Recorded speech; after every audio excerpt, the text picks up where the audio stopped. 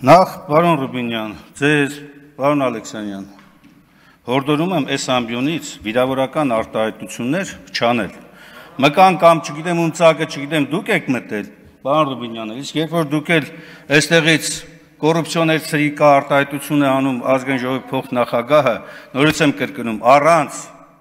առանց օրինական ուժի մեջ մտած դատական ակտի անձին մեղավոր եք հայտարարում կարգում այստեղից, չի կարող ձեր որևէ գործողություն լինել այլևս տրամաբանության ժողովրդավարության իրավական ընթացակարգերի ներքո։ Այո, պարոն Աղաջանյան, եթե արդար դատաքննության պարզվի այդ հանցագործությունները, մենք ինքներս ենք դատապարտելու։ Ինչ է մեր ասածը։ Այդ շոուները, որ բեմադրվում է եւ այստեղից հաստատական պնդումներ են կատարում, վիրավորական արտահայտություններ են անում, դա պատիվ է բերում ձեզ կամ Հայաստանի Հանրապետությանը։ Վստահաբար ոչ։ Բայց դուք շարունակում եք նույն տեմպը, ինչի, որովհետև դուք հասկանում եք, որ կորցրել եք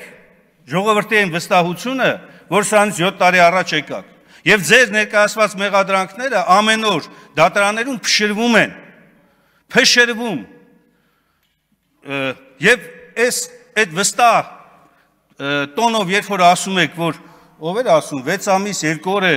6 ամիս իդեպ 2 օր պահանջվեց ձեզ, որպեսզի կարողանաք մարդու վարկաբեկելու եւ կեղծ